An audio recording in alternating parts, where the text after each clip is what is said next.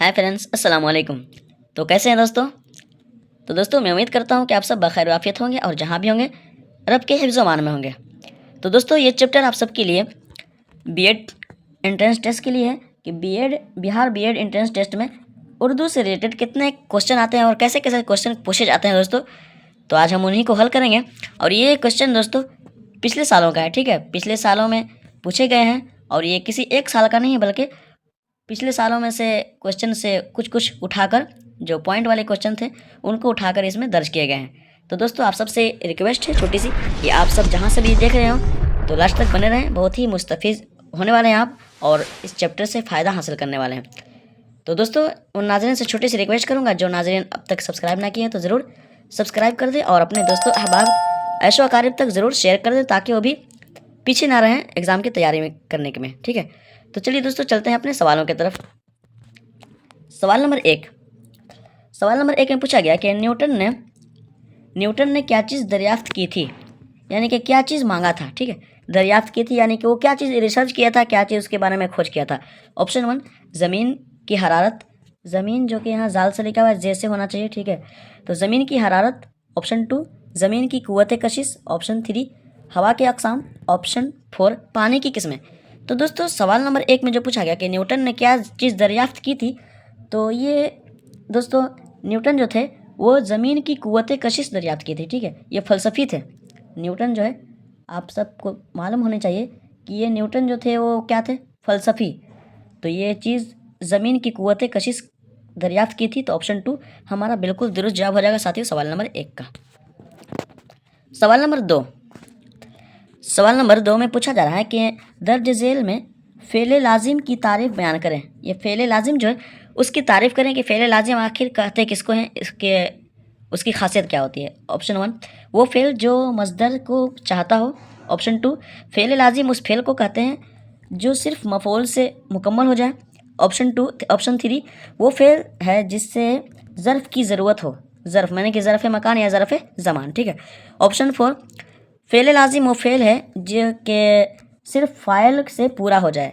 तो हाँ दोस्तों ये है ना, फ़ेल लाजिम उस फ़ेल को कहते हैं जो सिर्फ फ़ाइल से पूरा हो जाए, यानी कि किसी के सहारा के बगैर वो पूरा हो जाए तो उसको फ़ेल लाजिम कहते हैं। और फ़ेल लाजिम दो भाई बहन हैं, ठीक है। एक फ़ेल लाजिम है और एक फ़ेल मुतअद्दी। इसको एक फ़ेल मुतअद्दी नाम है, ठीक है। तो ये फ़ेल मुतअद्दी की खासियत होती है, इसकी तारीफ़ ये है कि वो अपने मफ़ऊल को चाहता है, ठीक है। वो मफ़ऊल को चाहता है। फ़ेल मुतअद्दी जो है मफ़ऊल को चाहता है और फ़ेल लाजिम सिर्फ फ़ाइल को चाहता है, यानी कि जो करने वाला है।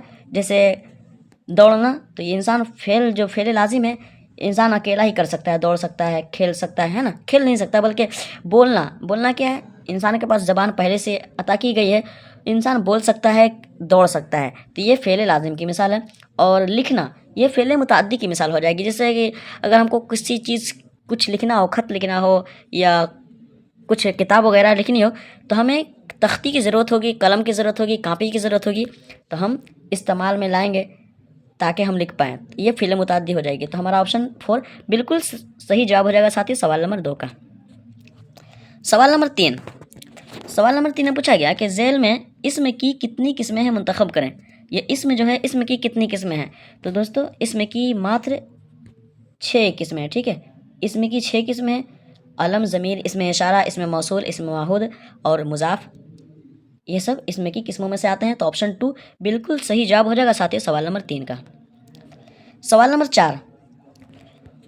4 में पूछा गया कि दर्ज झेल में मुअन्नस लफ्ज़ का इंतखाब करें। मुअन्नस लफ्ज़ का कि कौन सा लफ्ज़ मुअन्नस है। ऑप्शन 1 नमाज, ऑप्शन 2 कलम, ऑप्शन 3 दही, ऑप्शन 4 पानी।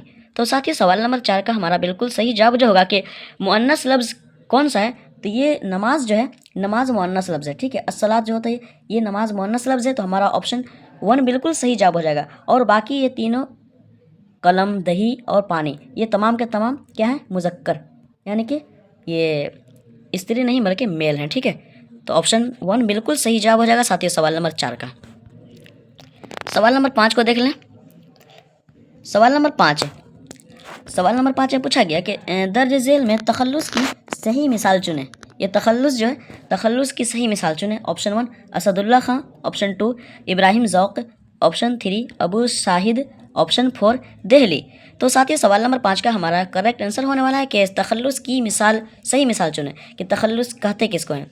तो दोस्तों तखल्लुस कहते हैं उसको कि जो शायर हजरात जो होते हैं वो अपने गज़ल गोई में, नज़्म निगारी में या नात ख़ां में या किसी किस्म के शेर व शायरी में अपना नाम जो उनका होता है टाइटल करके या छोटा सा नाम जो दर्ज करते हैं उसको हम तखल्लुस कहते हैं। तो तखल्लुस दोस्तों ये इस तरह के होते हैं। इब्राहिम ज़ौक़, तो इब्राहिम ज़ौक़ में क्या है, ये ज़ौक़ जो है, ये ज़ौक़ ज़ाल वाव बड़े काफ ज़ौक़, तो ये तखल्लुस हो गया। ठीक है, तो हमारा ऑप्शन 2 बिल्कुल सही जवाब हो जाएगा साथियों सवाल नंबर 5 का। सवाल नंबर 6, सवाल नंबर 6 में पूछा जा रहा है कि झैल में नज़्म कबूतर, ये नज़्म जो है कबूतर नाम का जो नज़्म है किसकी तसनीफ़ मुंतखब करें।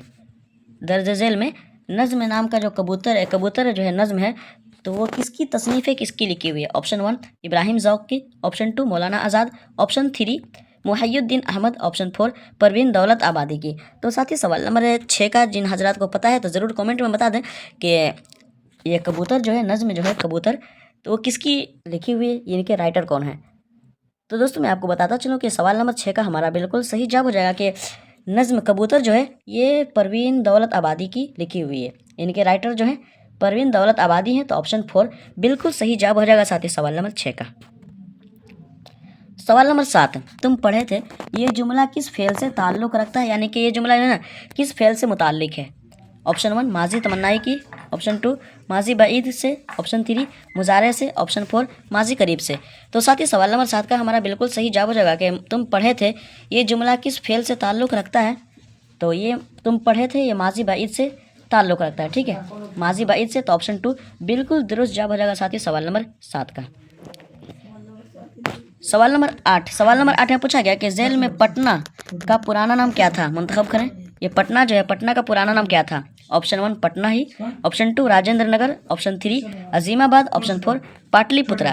तो साथ ही सवाल नंबर 8 का हमारा बिल्कुल सही जवाब होगा कि पटना का पुराना नाम ये अजीमाबाद रखा गया था। ठीक है, ये पटना का पुराना नाम अजीमाबाद रखा गया था और ये औरंगज़ेब के ज़माने में रखा गया था। याद रखेंगे, ये सब बीएड के एग्ज़ाम में पूछे जाते हैं ज़रूर से। ठीक है, बीएड हो गया, डीएलएड हो गया, सीटेट हो गया, ये सब के एग्ज़ाम में ज़रूर क्वेश्चन पूछे जाते हैं। तो औरंगज़ेब जो थे, औरंगज़ेब उन्हीं के दौर में ये नाम रखा गया था अजीमाबाद पटना का। तो ऑप्शन 3 बिल्कुल सही जवाब हो जाएगा साथ ही सवाल नंबर 8 का। सवाल नंबर 9, सवाल नंबर 9 में पूछा गया कि झैल में अम्र की सही मिसाल मुंतखब करें। ये अम्र जो है ये अम्र की सही मिसाल चुनें कि अम्र कहते किसको हैं। ऑप्शन 1 जैद ने पढ़ा, ऑप्शन 2 किताब लाओ, ऑप्शन 3 बकर पढ़ता है, ऑप्शन 4 उमर जाएगा। तो साथ ही सवाल नंबर 9 जो है ये ग्रामर से, उर्दू ग्रामर से क्वेश्चन पूछे गए हैं कि दर्ज झैल में अम्र की सही मिसाल मुंतखब करें। तो दोस्तों अम्र जो होता है कि किसी को हुक्म देना होता है कि पानी लाओ, किताब पढ़ो या खेलो कूदो, पढ़ो लिखो सो जाओ, तो ये किसी को हुक्म करते हैं तो उसको फ़ेले अम्र कहते हैं। तो फ़ेले अम्र यहाँ पर हमारा ऑप्शन 2 बिल्कुल सही जवाब हो जाएगा। साथ ही सवाल नंबर 9 का कि किताब लाओ, पानी लाओ, तख्ती लाओ, कलम लाओ, ये फ़ेले अम्र की मिसाल है। तो ऑप्शन 2 बिल्कुल सही जवाब हो जाएगा साथ ही सवाल नंबर 9 का। सवाल नंबर 10, इसको थोड़ा बड़ा कर लें। सवाल नंबर 10 इसमें पूछा गया कि कुव्वत कशिश क्या चीज़ है। कुव्वत कशिश जो है ये क्या चीज़ है, मुताले के मुताबिक कलम बंद करें। ऑप्शन 1 ऐसी ताकत जो आसमान में ज़ाहिर हो, यानी कि आसमान में नुमाया हो। ऑप्शन 2 ऐसी कुव्वत जो ज़मीन से निकले। ऑप्शन 3 ऐसी कुव्वत जो कशिश की कुव्वत बताए। ऑप्शन 4 ऐसी कुव्वत जो सारी चीज़ें अपनी तरफ खींचे। तो साथ ही सवाल नंबर 10 का हमारा बिल्कुल सही जवाब हो जाएगा कि कुव्वत कशिश क्या चीज़ है, और ये कुव्वत कशिश जो है क्या चीज़, तो ये कुव्वत कशिश ऐसी ताकत है, ऐसी कुव्वत है जो कशिश की कुव्वत को बताया। ठीक है, तो ऑप्शन 3 बिल्कुल सही जवाब हो जाएगा साथ ही सवाल नंबर 10 का। सवाल नंबर 11, सवाल नंबर 11 में पूछा जा रहा है कि किसी ख़ास मौजू पर जो तहरीरी कलम बंद की जाए अदबी इस्तिलाह में उसे क्या कहते हैं। ठीक है, अदबी इस्तिलाह में उसे क्या कहते हैं। ऑप्शन 1 नज़्म, ऑप्शन 2 कसीदा, ऑप्शन 3 खतूत, ऑप्शन 4 मजमून। तो साथ ही सवाल नंबर 11 में जो पूछा गया कि किसी ख़ास मौजू पर तहरीरी कलम बंद की जाए, यानी कि लिखने के वाला है। ठीक है, तहरीरी कलम, लिखावट वाली कलम बंद की जाए तो उसको अदबी इस्तिलाह में हम मजमून कहते हैं। ठीक है, मजमून कहते हैं। तो ऑप्शन 4 बिल्कुल सही जवाब हो जाएगा साथ ही सवाल नंबर 11 का। सवाल नंबर 12, सवाल नंबर 12 में पूछा गया कि झैल में मुहतसिब का माना क्या होगा, मुंतखब करें। ये मुहतसिब जो है इसका माना क्या होगा? ऑप्शन 1 हिस्सा बांटने वाला, ऑप्शन 2 हसब बनाने वाला, ऑप्शन 3 हसद करने वाला, ऑप्शन 4 हिसाब लेने वाला। तो साथ ही सवाल नंबर 12 का हमारा बिल्कुल सही जवाब हो जाएगा कि मुहतसिब जो होता है, मुहतसिब जो सीन से है, तो ये हिसाब लेने वाले को मुहतसिब कहते हैं। तो ऑप्शन 4 बिल्कुल सही जवाब हो जाएगा साथ ही सवाल नंबर 12 का। सवाल नंबर 13 में पूछा जा रहा है कि दर्ज झेल में कलमा किसे कहते हैं, बयान करें। ये कलमा जो है, कलमा किसे कहते हैं? ऑप्शन 1 ये उर्दू ग्रामर से क्वेश्चन किए गए हैं, कलमा किसे कहते हैं। ऑप्शन 1 बहुत लफ्ज़ों से जो बना हो उसको कलमा कहते हैं, तो नहीं है, कलमा हो ही नहीं सकता, उसको हम कलाम कहते हैं, ठीक है, उसको हम कलाम कहते हैं। ऑप्शन 2 जो फेल से बना हो, तो नहीं, उस फेल से जो बना है उसको भी नहीं कहते हैं। ऑप्शन 3 अकेले बामाना लफ्ज़ को कलमा कहते हैं। ऑप्शन 4 जो अपना माना ना बताए, तो ऑप्शन 4 भी गलत हो जाएगा। तो इसका सही जवाब जो होगा, कलमा किसे कहते हैं, तो कलमा उसको कहते हैं जो अकेले बामाना लफ्ज़ को बताए, उसको कलमा कहते हैं, ठीक है। तो ऑप्शन 3 बिल्कुल सही जवाब हो जाएगा साथ ही सवाल नंबर 13 का। सवाल नंबर 14 में पूछा गया कि झेल में सुबह नज़्म के मुसन्निफ़ कौन है। ये नज़्म जो सुबह नाम का है, तो इसके राइटर कौन है, इसके लेखक कौन है। Option 1 Mirza Ghalib, option 2 Yahya Daulatpuri, option 3 Jilani Bano, option 4 Abul Kalam Azad. तो साथ ही सवाल नंबर 14 का हमारा बिल्कुल सही जवाब होगा कि झेल में नज़्म जो है सुबह जो है, तो इसके राइटर कौन है, इसके लेखक कौन है, तो ये यहिया दौलतपुरी जो है, यहिया दौलतपुरी इसी के राइटर हैं, ठीक है, इसके मुसन्निफ़ यहिया दौलतपुरी हैं। तो ऑप्शन 2 बिल्कुल सही जवाब हो जाएगा साथ ही सवाल नंबर 14 का। सवाल नंबर 15 इसमें पूछा गया कि न्यूटन की पैदाइश कब हुई, कलम बंद करें। ये न्यूटन जो थे, उनकी पैदाइश कब हुई थी। ऑप्शन 1 1405 ईस्वी, ऑप्शन 2 1450 ईस्वी, ऑप्शन 3 1462 ईस्वी, ऑप्शन 4 1426 ईस्वी। तो साथ ही सवाल नंबर 15 जो जिन हजरात को आता हो तो ज़रूर कमेंट में लिख दें कि न्यूटन की पैदाइश कब हुई थी। तो न्यूटन की दोस्तों पैदाइश हुई थी 1462 ईस्वी में, ठीक है, 1462 ईस्वी में न्यूटन की पैदाइश हुई थी। और ये क्या थे, फ़लसफ़ी थे। आपको ऊपर बता चुके हैं कि न्यूटन क्या थे, फ़लसफ़ी थे। तो ऑप्शन 3 बिल्कुल सही जवाब हो जाएगा साथ ही सवाल नंबर 15 का। सवाल नंबर 16 इसमें पूछा गया कि बहुत पहले लोग कहाँ रहते थे। सही जवाब की निशानदेही करें कि बहुत पहले लोग, ठीक है, यानी कि बहुत बरसों से पहले लोग कहाँ पर रहते थे, अपना बसेरा कहाँ रखते थे। ऑप्शन 1 गारों में, ऑप्शन 2 झोपड़ियों में, ऑप्शन 3 मैदानों में, ऑप्शन 4 महलों में। तो दोस्तों सवाल नंबर 4 जो है बिल्कुल गलत है। महलों में तो नहीं रहते होंगे, क्योंकि उस वक्त तो महल वगैरह कहाँ से बनते होंगे। तो दोस्तों सवाल नंबर 16 का हमारा बिल्कुल सही जवाब होगा कि बहुत पहले लोग कहाँ रहते थे, ये गारों में रहते थे, ठीक है, पहाड़ के बने हुए सुराख जो होते हैं, गार होते हैं, उन्हीं में रहते थे, कोह में होते थे। तो ऑप्शन 1 बिल्कुल सही जवाब हो जाएगा साथ ही सवाल नंबर 16 का। सवाल नंबर 17 इसमें पूछा गया कि दिल्ली में ख़ास चीज़ें क्या हैं, दर्ज करें। दिल्ली में ख़ास चीज़ें क्या हैं। ऑप्शन 1 तारीख़ी इमारतें हैं, ऑप्शन 2 लाल किला, ऑप्शन 3 राजधानी है, ऑप्शन 4 ज़्यादा आबादी है। तो दोस्तों ये तीनों जो हैं, लाल किला भी तो दिल्ली ही में है, राजधानी ही दिल्ली को कहते हैं, भारत का राजधानी, और ऑप्शन 4 जो है ज़्यादा आबादी। तो दिल्ली में आबादी तो है, लेकिन यहाँ पर सवाल में पूछा गया कि दिल्ली में ख़ास चीज़ें क्या हैं। चीज़ें ये जमा के लिए आते हैं, तो यहाँ पर सवाल करने वाला कर रहा है कि चीज़ें क्या हैं, ख़ास चीज़ें क्या हैं। तो यहाँ पर ऑप्शन 1 में लिखा है कि तारीख़ी इमारतें हैं, तो बिल्कुल दुरुस्त जवाब है कि तारीख़ी इमारतें वहाँ पर ज़्यादा हैं, लाल किला हैं और वगैरह जितने हैं वहीं पर है। तो हमारा ऑप्शन 1 बिल्कुल सही जवाब हो जाएगा साथ ही सवाल नंबर 17 का। सवाल नंबर 18 में पूछा गया कि माँ की आवाज़ में कौन सी चीज़ होती है, दर्ज करें। माँ की आवाज़ में कौन सी चीज़ होती है। ऑप्शन 1 कुछ भी नहीं, ऑप्शन 2 तारीकी, ऑप्शन 3 चांदनी, ऑप्शन 4 रोशनी।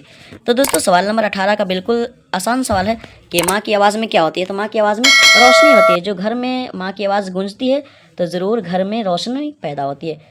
तो ऑप्शन 4 बिल्कुल सही जवाब हो जाएगा साथ ही सवाल नंबर 18 का। सवाल नंबर 19 इसमें पूछा गया कि इंसान किस वजह से मुतमद्दिन हुआ, सही इंतखाब करें।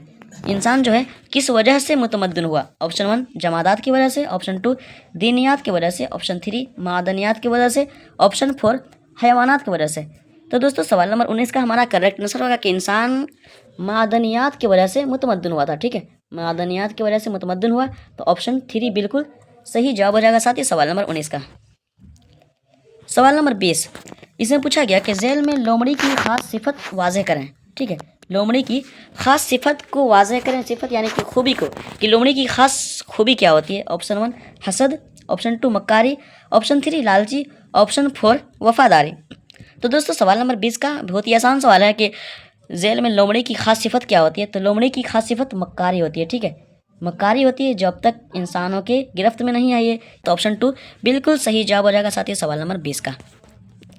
सवाल नंबर 21, सवाल नंबर 21 में पूछा गया कि जेल में मुस्तामल का माना क्या होगा, इंतखाब करें। मुस्तामल जो है मीम सीन और ते ऐन मीम लाम का मुस्तामल, मुस्तामल का माना क्या होगा। ऑप्शन 1 मिला हुआ, ऑप्शन 2 इस्तेमाल किया हुआ, ऑप्शन 3 अमल करने वाला, ऑप्शन 4 इस्तेमाल ना किया हुआ। तो दोस्तों ये मसला मसाइल वाली किताबें पढ़ेंगे तो आपको उसमें पढ़ने को मिलेंगे और भी बहुत जगहों पर मिलेंगे कि मुस्तामल, ठीक है। तो ज़्यादातर मसले मसाइल में पढ़ेंगे कि माए मुस्तामल किसको कहते हैं। तो माए मुस्तामल यानी कि इस्तेमाल किया हुआ, ठीक है, माए मुस्तामल यानी कि वो पानी जो इस्तेमाल किया हुआ। तो ऑप्शन 2 बिल्कुल सही जवाब हो जाएगा साथियों सवाल नंबर 21 का। सवाल नंबर 22, सवाल नंबर 22 में पूछा गया कि ख्वाजा हसन निज़ामी के वालिद का नाम क्या था, मुंतखब करें। ये ख्वाजा हसन निज़ामी जो है इनके वालिद का नाम क्या था। ऑप्शन 1 तौहीद हसन, ऑप्शन 2 सैयद फ़ारूक निज़ामी, ऑप्शन 3 सैयद मीर हसन निज़ामी, ऑप्शन 4 सैयद आशिक अली निज़ामी। तो दोस्तों अगर आप अच्छे से किताबों का मुताला किए होंगे यानी कि 10 से लेकर 12 तक के, तो उसमें आपको पता चला होगा या तो आपको आपके जहन में इस सवाल का जवाब आता होगा कि ख्वाजा हसन निज़ामी के वालिद का नाम क्या था। तो ख्वाजा हसन निज़ामी के वालिद का नाम सैयद आशिक अली निज़ामी था, ठीक है, सैयद आशिक अली निज़ामी। तो ऑप्शन 4 बिल्कुल सही जवाब हो जाएगा साथ ही सवाल नंबर 22 का। सवाल नंबर 23, इसमें पूछा गया कि अकाबिर किसकी जमा है, कलम बंद करें। अकाबिर जो है अकाबिर किसकी जमा है। ऑप्शन 1 कबायर की, ऑप्शन 2 अकबर की, ऑप्शन 3 कबर की, ऑप्शन 4 कबीर के। तो दोस्तों सवाल नंबर 23 का बहुत ही आसान सवाल है कि अकाबिर किसकी जमा है। तो दोस्तों कबीर की जमा कबायर आते हैं, तो ये ऑप्शन 1 का हमारा ऑप्शन 4 में मिलेगा। और अकाबिर जो है ये अकबर की जमा है, ठीक है, अकबर की जमा अकाबिर आते हैं। तो ऑप्शन 2 बिल्कुल सही जवाब हो जाएगा साथ ही सवाल नंबर 23 का। तो चलिए सवाल नंबर 24 को देख लें। सवाल नंबर 24, ठीक है, सवाल नंबर 24, सवाल नंबर 24 में पूछा गया कि पटना का पुराना नाम अजीमाबाद किसके ज़माने में पड़ा, तहरीर करें। ये पटना का जो पुराना नाम अजीमाबाद है तो उसका नाम जो है अजीमाबाद ये कब पड़ा था, तहरीर करें। ऑप्शन 1 हुमायूं के ज़माने में, ऑप्शन 2 मुग़ल बादशाह के ज़माने में, ऑप्शन 3 औरंगज़ेब बादशाह के ज़माने में। तो दोस्तों यहाँ पर चौथा ऑप्शन गायब है, बहरहाल यहाँ पर जिस ऑप्शन की ज़रूरत है वहाँ पर मौजूद है, ठीक है। तो सवाल नंबर 24 का हमारा बिल्कुल सही जवाब होगा कि ऊपर हम बता चुके हैं कि अजीमाबाद जो है पटना का पुराना नाम ये औरंगज़ेब बादशाह जो थे उन्हीं के दौर में दौरे हुकूमत में नाम पड़ा था। तो ऑप्शन 3 बिल्कुल सही जवाब हो जाएगा साथ ही सवाल नंबर 24 का। सवाल नंबर आखिरी को देख लें यानी कि डीएलएड और बीएड एंट्रेंस में मात्र उर्दू से अगर आप हैं तो 25 ही क्वेश्चन पूछते हैं, ठीक है, घबराने वाली बात नहीं है। चलिए सवाल नंबर 25 से पूछा गया कि न्यूटन क्या था, न्यूटन जो है क्या था, मुताले के मुताबिक कलम बंद करें।